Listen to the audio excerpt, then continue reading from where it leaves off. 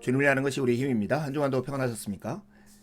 오늘 우리는 팀 켈러의 용서를 배우다 중에서 제7장 용서의 기초, 궁극적 목적은 죄를 바로잡아 공동체를 회복하는 것이다 라는 주제를 함께 나누겠습니다. 용서의 궁극적인 목적은 죄를 바로잡아 공동체를 회복하는 것입니다. 기독교 관점의 용서는 풍부하고 다차원적이며 말 그대로 세상을 바꿔놓습니다. 그러나 그것을 실천하려면 용서의 기본 요소부터 살펴보아야 합니다.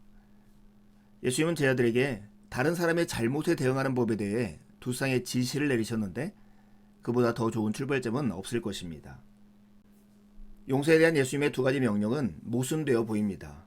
그 첫 번째가 마가복음 11장 25절에 나와 있습니다. 주님은 서서 기도할 때에 아무에게나 혐의가 있거든 용서하라. 그리하여야 하늘에 계신 너희 아버지께서도 너희 허물을 사하여 주시리라라고 말씀하셨습니다. 예수님은 그리하여야 하늘에 계신 너희 아버지께서도 너희의 허물을 사하여 주시리라고 덧붙이셨는데요.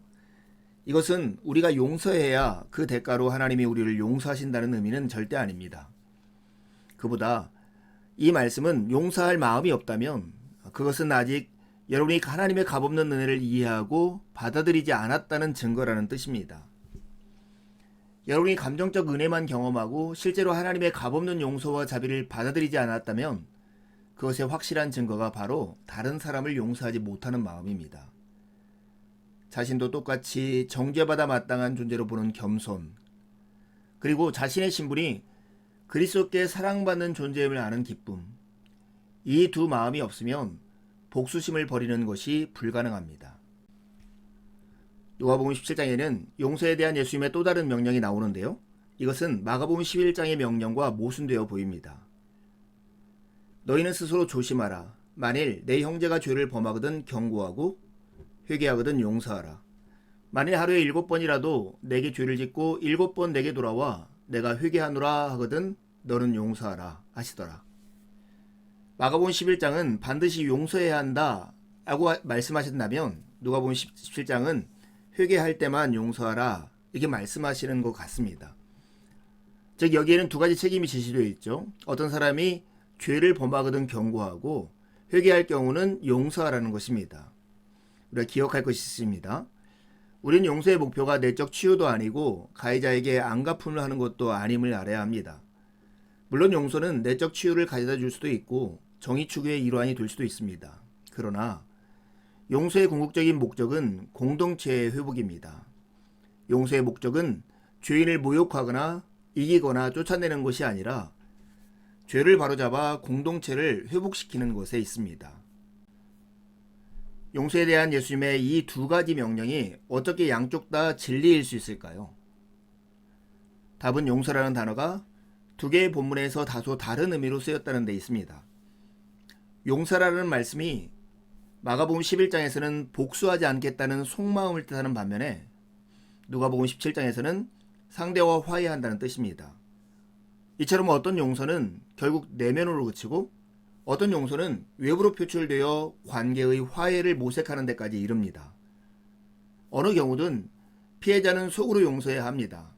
화해는 가해자가 자신의 잘못을 인정하고 회개하는지에 달려 있습니다. 전자는 태도상의 용서, 후자는 화해하는 용서라고 칭하기도 합니다. 이것은 용서의 두 종류가 아닙니다. 용서의 두 측면이자 단계입니다. 앞서 말한 용서는 늘 필수이지만 후자의 용서는 가능하되 항상 그렇지는 않습니다. 태도상의 용서는 화해 없이도 가능하지만 화해는 태도상의 용서가 먼저 이루어지지 않고서는 불가능한 일입니다.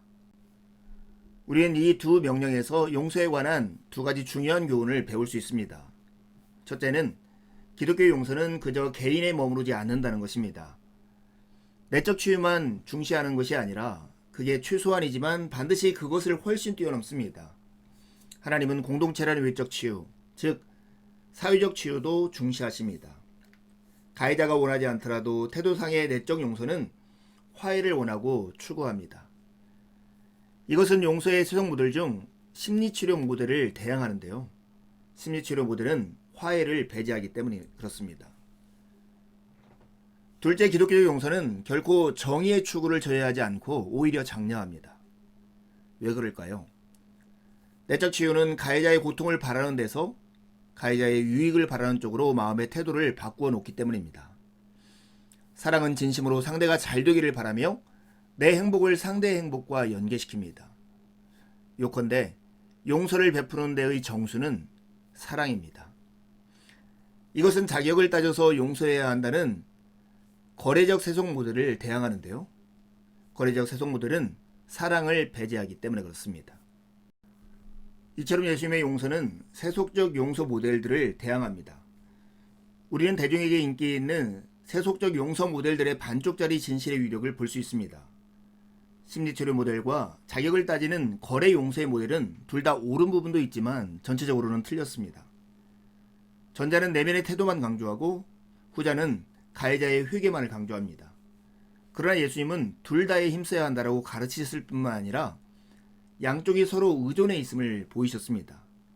남을 용서하는데 두 부분이 서로 맞물려 있음을 알면 종종 들려오는 상반된 메시지들을 헤쳐나가는데 도움이 됩니다. 데이비드 폴리스는 이렇게 얘기합니다. 교회에는 마음으로 용서했으면 상대에게 다가갈 필요가 없다라고 가르치는 이들도 있고 상대가 용서를 구하지 않는 한 용서할 필요가 없다라고 가르치는 이들도 있다. 둘 다 반쪽짜리 진실에 집중해 잘못된 결론을 도출한다.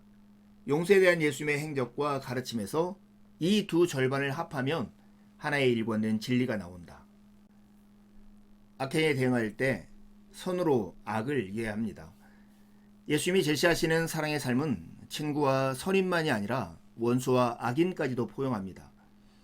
예수님은 우리에게 악이 제멋대로 행하도록 내버려 두라고 말씀하지 않으셨습니다. 하지만 우리는 악한 자를 멸할 게 아니라 선으로 악을 이겨야 합니다.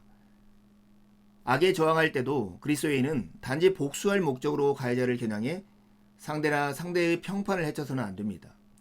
예수님이 명하신 대로 신자는 악행에 대응할 때 격분과 상한 자존심과 복수심으로 해서는 안 되는 것입니다.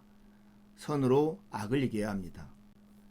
예수님이 가르치신 용서는 일대 혁명이고 차별 없는 사랑입니다. 우리가 사랑해야 할 이웃은 누구일까요? 선한 사마리인의 비유에서 예수님은 누구나 우리의 이웃이라고 가르치셨습니다. 비유 속의 선한 이웃은 자신과 종교도 다르고 민족도 다른 사람을 위해서 위험을 무릅쓰고 희생적인 도움을 베풀었습니다. 예수님의 말씀은 남을 잘되게 하려는 우리의 헌신을 각자의 집단과 민족, 심지어 기독교 공동체로 국한해서는 안 된다는 것입니다. 종교적이고 민족적이고 도덕적이고 정치적으로 우리와 완전히 다른 사람에게도 우리는 두 팔을 벌리고 마음을 열어야 합니다. 우리를 사랑하지 않는 이들을 사랑한다는 것은 실리적인 처세술이 아니라 하나님의 성품을 담는다는 뜻입니다. 그분은 동기나 성품과 관계없이 모든 사람에게 비와 해를 통해 비옥한 땅을 주십니다. 보통 우리 인간은 장사 속처럼 자신의 이익을 쫓아 살아갑니다. 나를 사랑하는 자를 사랑합니다. 훌륭해 보이는 사람을 인정하고 나도 그에게 인정받으려고 합니다. 사랑의 관계에서조차 우리는 대부분 타산적입니다. 수익이 확실한 데만 투자하는 것이죠. 나도 사랑받고 위신이 서겠다는 확신이 있어야 사랑을 베푸는 식입니다. 그러나 그리스도인이 마땅히 살아가야 할 사랑의 삶은 눈에 띄게 다르고 특이하고 비범해서 일반 사회와는 구별되어야 합니다. 이런 삶은 가능한데 그 이유는 우리가 사랑함은 그가 먼저 우리를 사랑하셨습니다 말씀하시는 요한 1서 4장 19절에 그 근거가 있습니다. 바로 이것이 서기관과 바리새인보다 더 나은 의의 내용입니다. 완전히 새로운 생활 방식인 이 삶의 기초는 명예와 자존심과 힘이 아니라 존중과 은혜와 겸손과 용서입니다. 이에 두 가지 질문하고 마치려 합니다. 예수님이 가르치시는 용서는 내적 용서와 외적 화해를 다 포함하는데요. 이것은 세속적 용서 모델을 어떻게 대항하나요? 두 번째 질문입니다. 우리를 사랑하지 않는 이들을 사랑한다는 것은 하나님의 성품을 담는다는 뜻입니다. 이렇게 하기 위해서 우리가 묵상해야 할 내용은 무엇일까요? 한 주도 주님의 은혜를 의지해 살고 복된 주를 함께 만나 기쁨으로 우리 하나님을 예배하시죠. 감사합니다.